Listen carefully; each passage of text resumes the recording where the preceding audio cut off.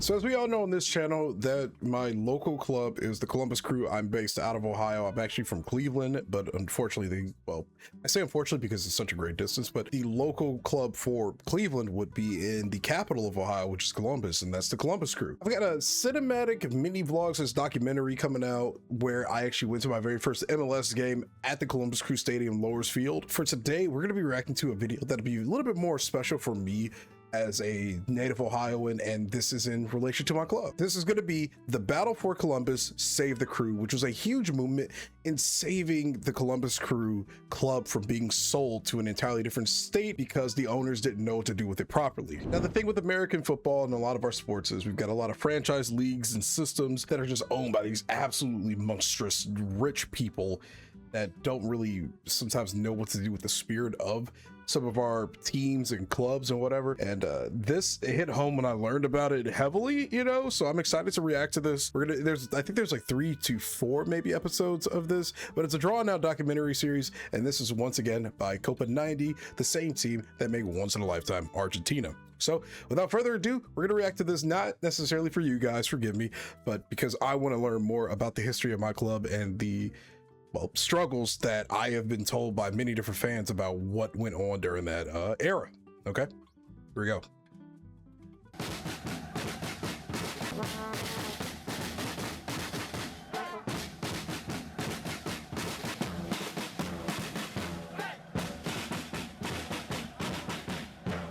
I love our colors too so much, man. I know that's a little bit of a minute thing, but I love our colors.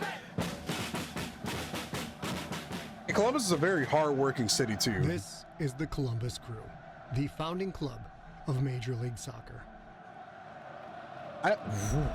That's actually a good thing to remember. Yeah, this is the founding club. That's crazy, isn't it? Fans from all over Ohio have grown up supporting the black and gold of their home club. Through triumph, tragedy, the sublime, and the ridiculous, many of their life stories intertwined with the fortunes of the Crew. You're going to see a lot of Hispanic, or you're going to see a lot of South American, you know, potentially like Mexican flags that we've seen throughout this crowd, because you'd be surprised. A lot of South American folk do live in Ohio. We have a pretty dense Mexican population as well, which is part of the North American continent, obviously. But there are a lot of members of the Latin American, Hispanic communities, all that live within Ohio. You'd be very surprised by it. The Crew is owned and operated by Anthony Precourt, who had spent years cultivating the relationship between club, city, and community. It was about being authentically Columbus. It's putting Columbus back in the bad, tapping the civic pride of this community. I see it as a family, a band of brothers. We're doing this, I mean, really, truly, authentically for Columbus to show our commitment to the city. But having built a bond of trust with the club supporters, their future and that of the team they supported would be thrown into turmoil in October 2017, when they discovered that Precourt, far from being a trusted custodian, had been spending the entire time preparing to steal it away from them. Yep. Gotta love big corporations in America. Thank you, Tim. Precourt Sports Ventures has spent the last 4.5 years committed to elevating the Columbus Crew SC into one of the top clubs in MLS. Elevating. And off the field. That has been our vision since we purchased the club in July 2013. We have demonstrated our commitment to being successful in Columbus. Despite all the efforts to move the needle beyond the field success, our business is struggling to keep pace with the rising standards of Major League Soccer. The club historically and presently has challenges with matchday attendance, with growing our season ticket base, with demand for corporate sponsorships, and with relevance. It's all about the money here, man. If you ain't got the money to do certain things here, like I guess like really anywhere in the world, good luck. Good luck, man. Despite increased efforts and investments, our current course is not sustainable. With this in mind, Precourt Sports Ventures has decided it must begin exploring strategic alternatives to secure the long-term viability of the club. These options will include remaining in Columbus in a new privately financed stadium in a new downtown location, or potentially relocating the club to the city of Austin, Texas. Yep. There it is, Austin, Texas. Funny enough, that's one of my favorite cities in America to visit. What are the odds, man? I had no idea this was going on during my We are your flagship station for the Crew, the Fan, Ohio sports destination. Morning Juice, right here on the Fan. Hopefully everybody's having a great start to their Friday. Doppler 10 forecast today here for Central Ohio.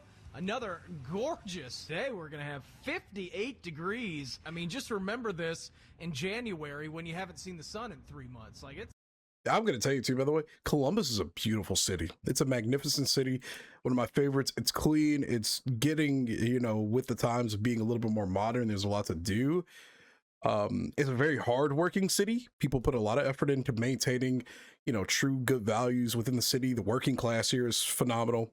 Incredible city. I love coming here. January when you haven't seen the sun in 3 months. Like, it's pretty amazing that we're getting these days. Columbus is no ordinary soccer town. It is the cornerstone of U.S. soccer history. It was here in Ohio in the mid-1990s that the newly formed Major League Soccer announced its very first club, based on the clamor to bring a new sport to the state capital. The Columbus Crew were the first team in Major League Soccer.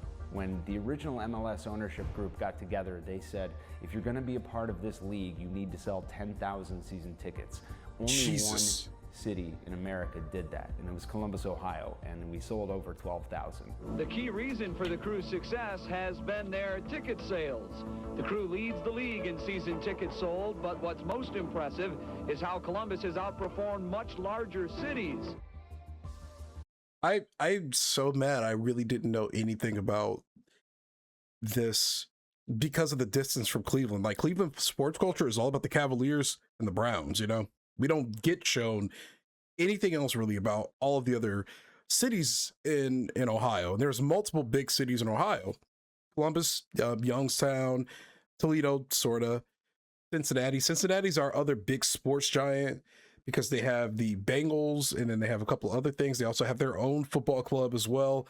But because Cleveland sports culture is a little bit more centered around itself, you know, you don't really learn that much about other sports throughout the rest of the state of Ohio unless you really push for it.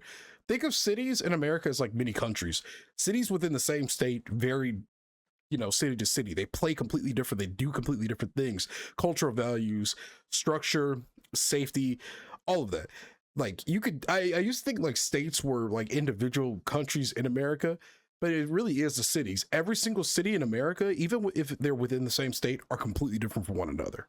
Having been the top performing city in the early years, Columbus went one step further in 1999 when it became the first MLS city to construct its own soccer-specific stadium.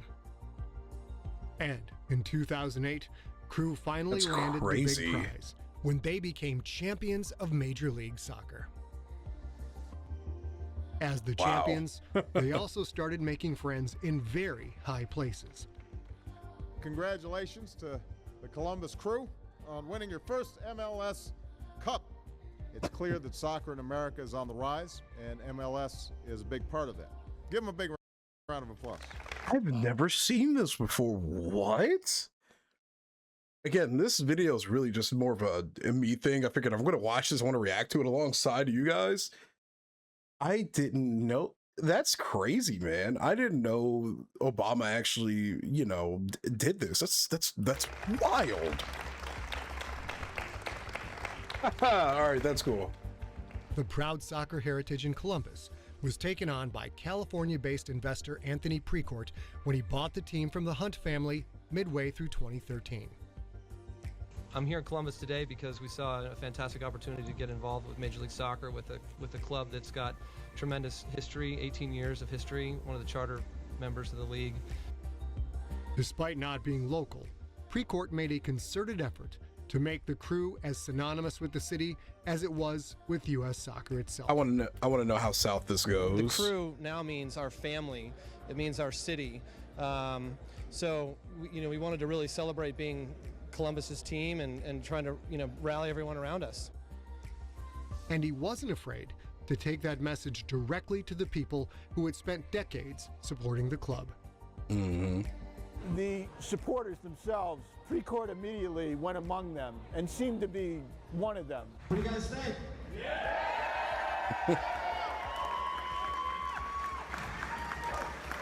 These guys look pretty good. What do you think, black or gold? He went and talked to them in the stands. He was connected to the supporter groups, and as a young guy who apparently had deep pockets, said all the right things about keeping the team here.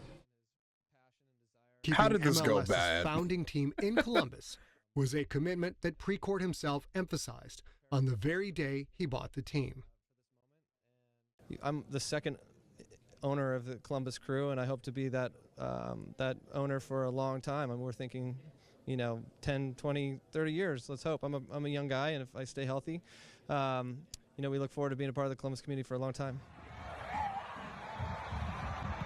Oh man, how did this go Crew south had so been in the quickly? doldrums for several years, but Precourt's acquisition coincided with an increase in attendance, the hiring of a top coach in Greg Berhalter, and on-field success in winning the Eastern Conference Championship. For 4 years, Precourt's tenure was a big success in Columbus. So wait, that's our old stadium. I actually didn't realize, like I said, man, there's so much we don't know. I didn't realize this is the older stadium. Look at that.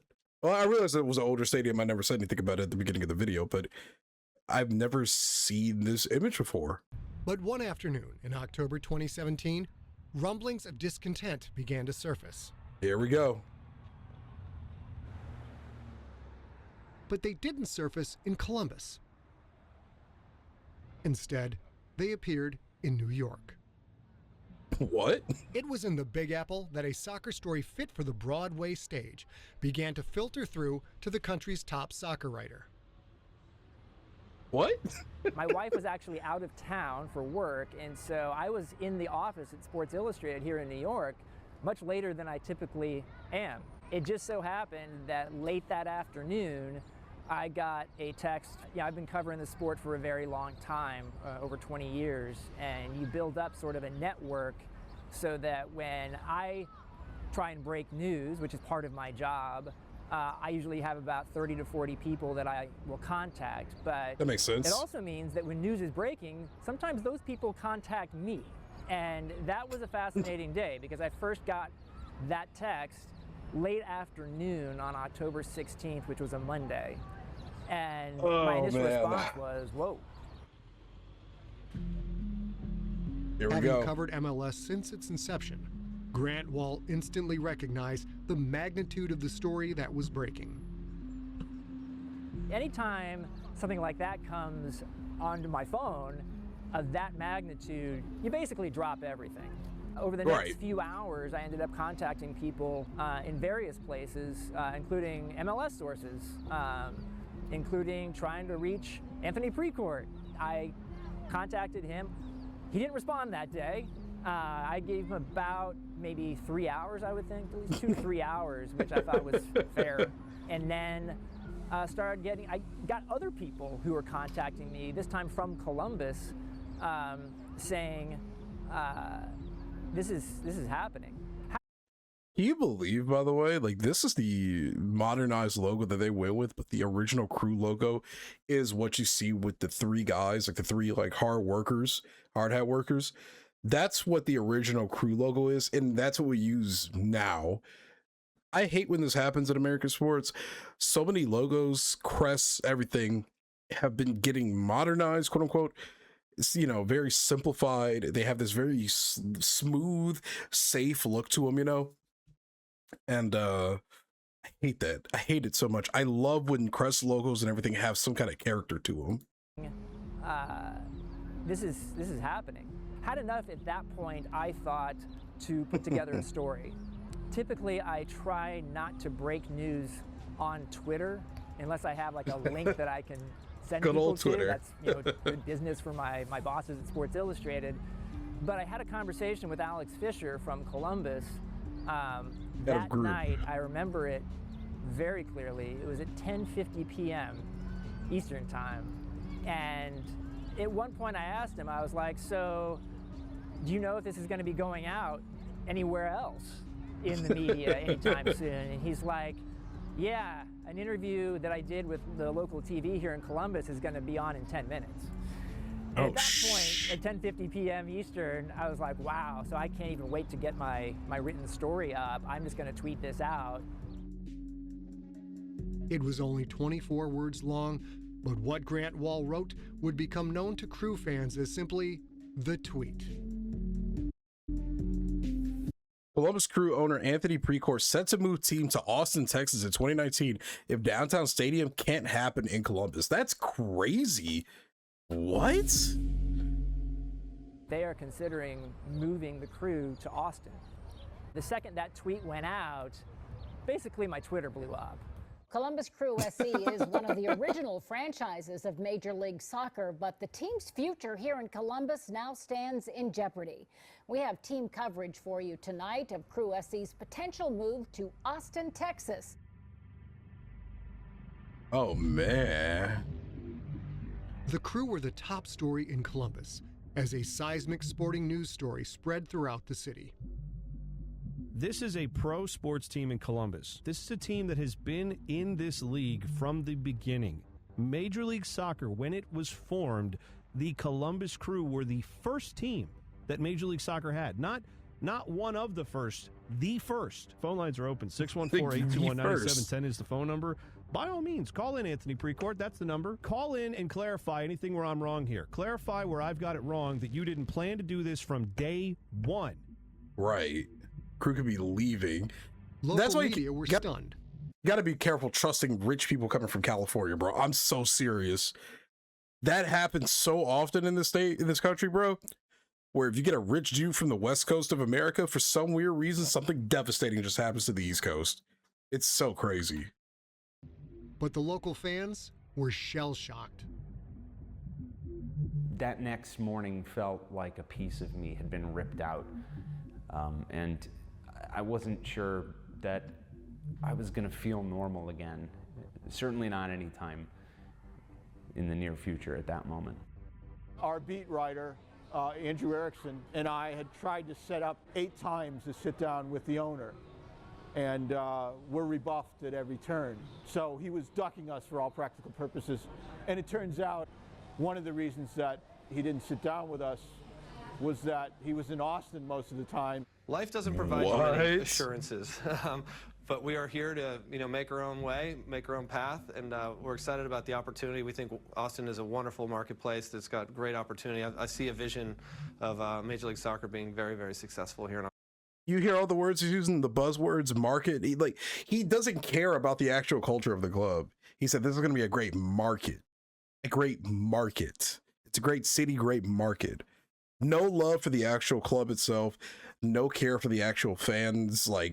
They're here just to build something entirely new, and they just expect people to come to it. Oh my God. This is the kind of stuff that a lot of clubs, obviously on the international scale, avoid with not having these kind of franchise systems. Football is a poor man's game, as has been explained to me many, many times. It can be started by a guy in a factory and built all the way up to something,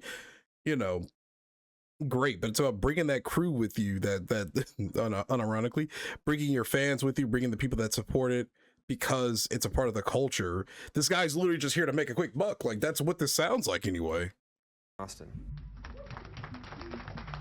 After 4 years of advocating closeness with Columbus, a whole project complete with a new color scheme and supporter scarves called MLS to ATX was unveiled with the express intention of moving the Crew to Austin. That's disgusting, bro. Precourt's right-hand man was leading the charge, and Austinites seemed fully behind it. Now it's my distinct pleasure to turn it over to Dave Greeley, president of Precourt Sports Ventures, owner of the Columbus Crew Soccer Club, which I hope becomes Austin's own club very soon. Dude, these guys all look like scummy assholes. I mean, look at this. How can you proudly wear those colors knowing that this is just coming out of thin air? What? Yeah, we're moving a whole club here, and we're very happy to make it our own club. Dude, that is so freaking crazy. That reminds me of a Leipzig story that we heard briefly in the 50+1 rule, video that I reacted to, and the other one about the Chinese like group that bought a Bundesliga club. And granted, they ended up winning the Bundesliga like the year after they bought them, but this is the same thing. They buy them, change their colors, change their name. That's nuts, man. We are confident that Major League Soccer, a Major League Soccer club would be good for all of Austin. And we are truly grateful to these chambers for recognizing the many benefits that this team could bring to the city and the region. With no real love for it. Crowd tonight supports MLS in ATX. Barely. They all look like robots. Just beginning. We don't know an end date. We don't know an end time. We don't know the ending. The betrayal of trust committed by both Precourt and Greeley was incomprehensible for Crew fans. I bet. Precourt's attempt to shoulder responsibility on Twitter was only met with derision. What is this nonsense? I really do feel for you Crew fans. At a certain time, I recognize and I take full responsibility for the situation I put us in. This is the most corporate response to the betrayal of an entire club's fan base you could possibly tweet out. Come on, man. That's a whole nothing burger. The man they trusted with the black and gold had given away his true colors. It was about being authentically Columbus, putting Columbus back in the bag, tapping the civic pride of this community. We're doing this, really, truly, authentically for Columbus to show our commitment to the city. I see it as a family, a band of brothers. Sure, pal. I was disgusting. 98% sure the team was moving, just given my background and understanding how these things work. And when I heard Precourt speak at his teleconference on the 17th of October, I was a little more than 98% sure that they were leaving. For those who had spent over 2 decades supporting the club, it was like a death in the family. It appeared that their team was about to be stolen from under them, and all they could do was look on. All right, now I need to see this get better. A bunch of us had just kind of arrived at the thought that we'd go to Hendok's pub and kind of commiserate and just be sad together. It kind of felt like a wake. I was direct messaging on Twitter with Chris Doran, who's a former color analyst for Crew Games, and something he said just triggered something in my head. The thought in Morgan Hughes' head started to gather pace. Instead of waiting for the city, the state, or even Major League Soccer to prevent a move, what if Crew fans themselves tried to do something? I love hearing this because it goes to show, at least here in America, at the end of the day, you got your certain cities, man, that will die, that are die hard for their teams, bro. I know that the general consensus with American sports as a whole is it's very commercialized, it's very entertainment focused, and not really about the fans or the history of the city or the country. I'm telling you, it really just depends on what city you go to in this country. It really does. Every city here is like a little mini country with its own culture, its own perspective on things, its own ways of handling its own sports culture. And I say that because I come from one of the biggest sports cultured cities in the entire country, being Cleveland. If I could find the pictures even, I would show you guys what the Cavs winning the NBA Finals meant to the city of Cleveland, a city that for many years has been getting shit on as this dead place where you go if you want to just commit crimes all the time, because we have a high crime rate in Cleveland. It's a place with no actual prosperity, and I grew up in this city. I saw how dilapidated it got over the years.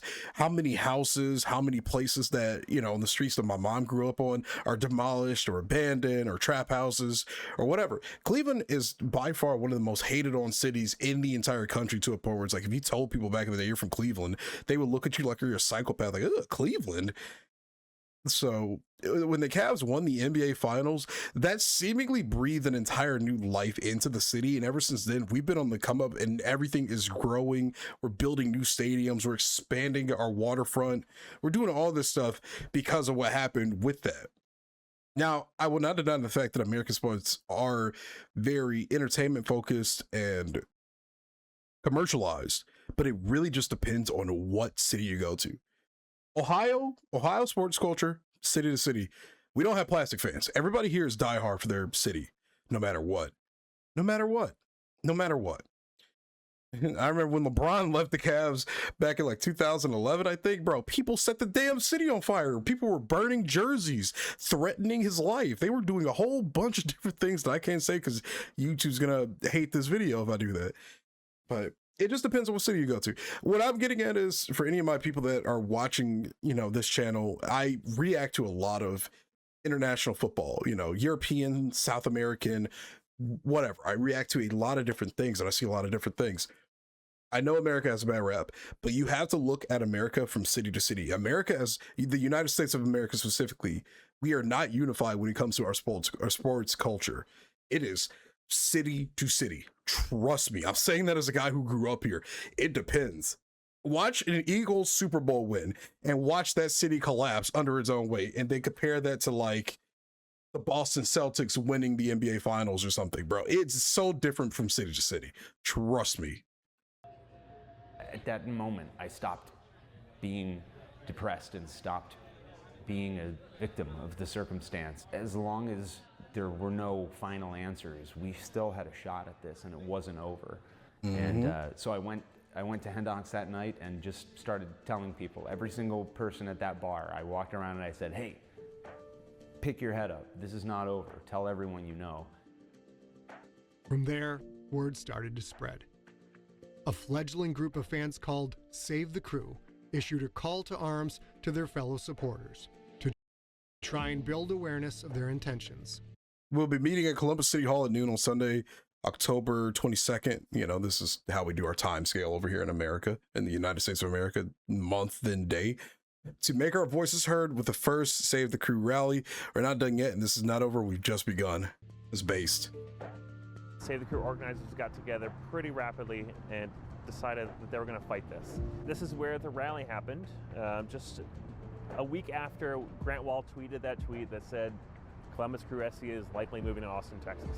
And this is where the city of Columbus turned out in thousands. This was the first event in Save the Crew.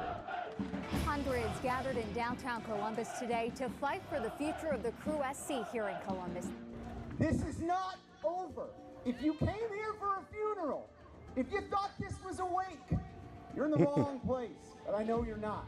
This is not over. Tell everyone you know. Save the Crew. Thank you. Save the Crew. Save the Crew. Save the Crew. Save the Crew. Save the Crew. Save the Crew. Thank you to all of the speakers today. Thank you to all of you for coming out here. Don't quit. Please don't quit. I know you won't. We're not done yet.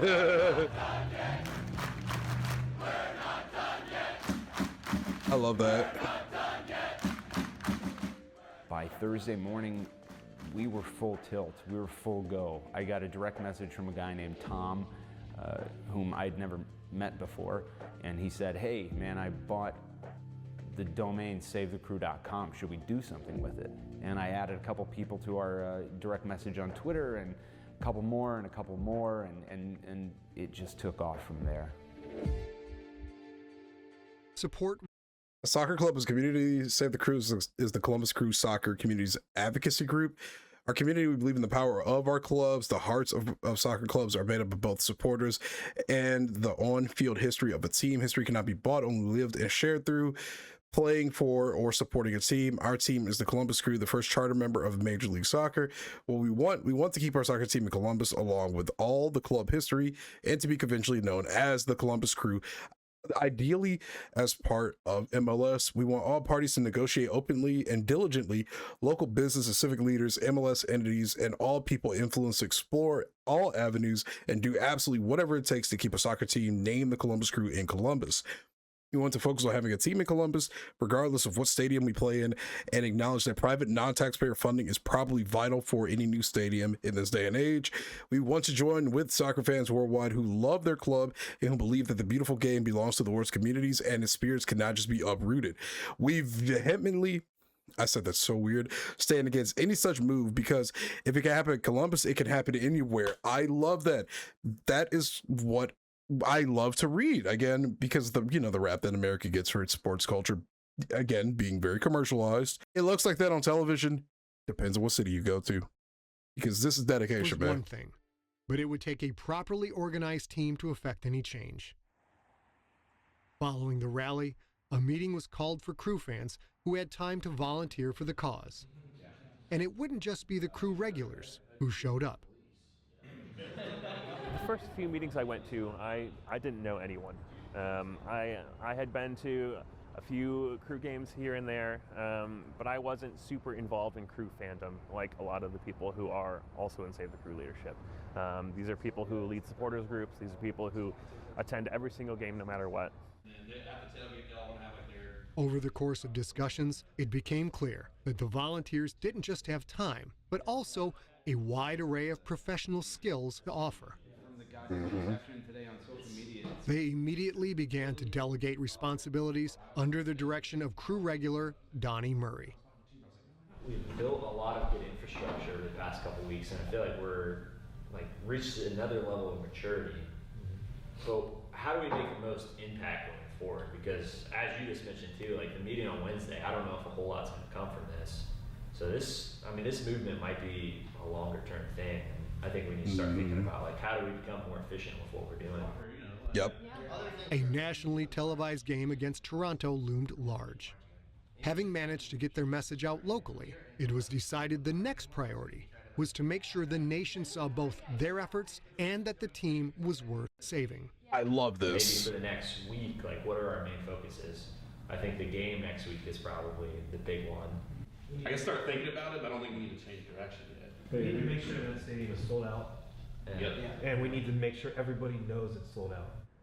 I love that, man. While some in the group set about selling surplus tickets, others worked on a project for the television cameras. Supporters regularly make TIFO banners to display around Crew Stadium. Given the circumstances, it was decided that for this game, their purpose would be to remind the nation where MLS started. I love that, man. This oh my giant God. artwork takes a dedicated team several days to produce, led by Save the Crew's creative director, John Zadar. I love how peaceful this kind of protesting is for the most part. Like in comparison to some of the more hardcore stuff we've watched. But I do appreciate that the message is the same. Don't touch our club. Don't move it. What are you doing? I love this. So my day, I guess, never really ended from yesterday because I didn't go to sleep last night, most of which was spent finalizing the art for today's design, which is the saying of respect our roots, which is remember where you came from, give history the respect and the honor that it deserves, and a lot of work's been done in the past to get you to where you are, and it's important that you don't forget that. It's a large tree. You can see kind of a cross section into the ground of the roots of the tree going down, and they're entangling into the original 10 logos for the original 10 MLS teams from '96. For the most part, they all look good. Yeah, I mean, as good as really shitty 90s logos can look. Those shitty 90s logos have character, okay?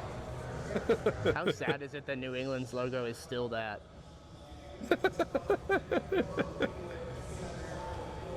Hey man, I love 90s logos. They had character. They had heart, With the TIFO ready and the game successfully sold out, Save the Crew would now use the traditional pregame tailgate as a rallying point. Anger in Columbus was still running extremely high, and volunteers would be handing out 10,000 placards to hold up at kickoff and bring the Save the Crew movement to the attention of a national TV audience. Like I said, it's a very chill way to protest against making such an insane decision, but the message and the heart is there, One of the volunteers is Randy Sims, a Crew fan from out of state. Got one right here. I'm doing great. How are you, my friend? Good. Hey, good to see you.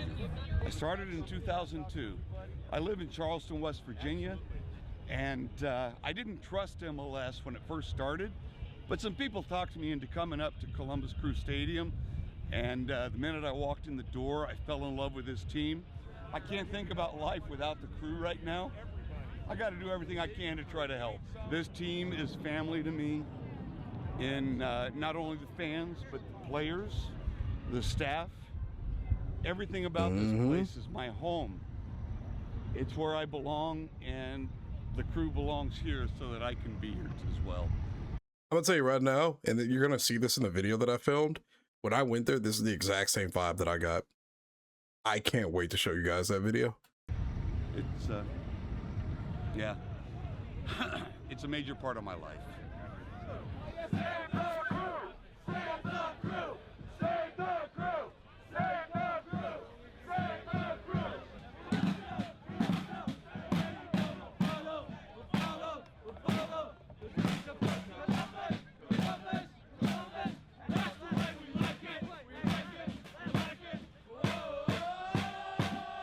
I have never seen anything like this in America. Crew tailgates, but this one would be more charged than ever.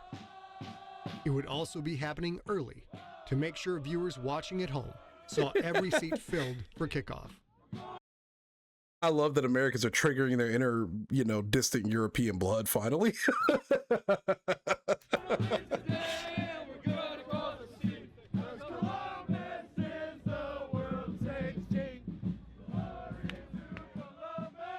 The march is being led by Ethan McKinley, a man so committed to the cause that he has refused to shave until the crew are saved.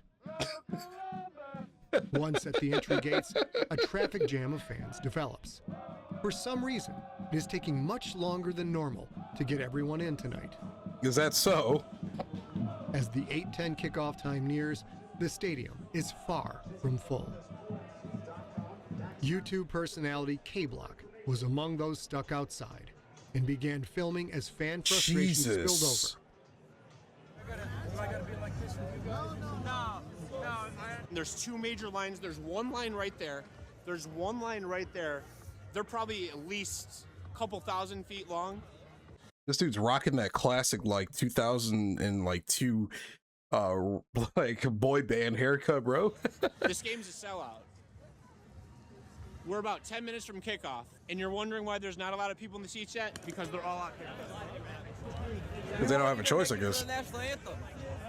It's fucking ridiculous. Okay, so it's been 30 minutes. We're still not in.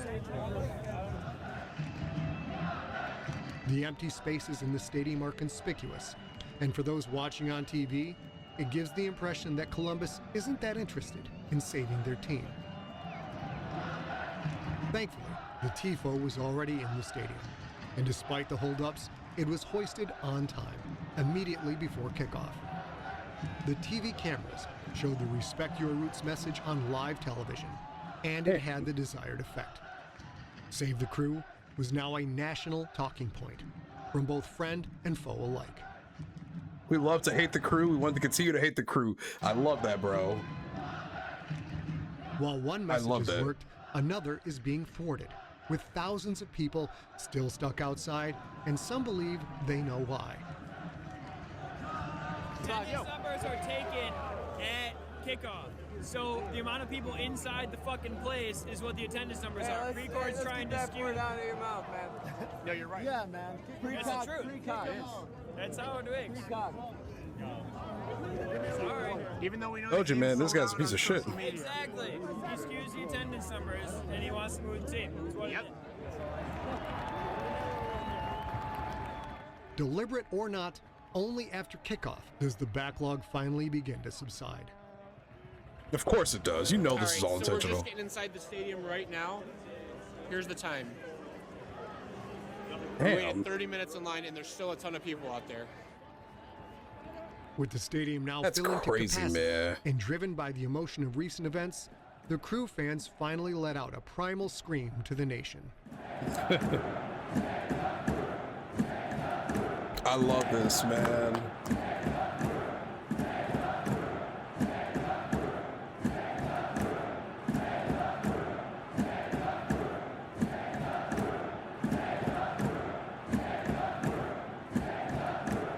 That's crazy, bro. I didn't know we had this kind of fire in us. Like Morgan Hughes was moved by the experience.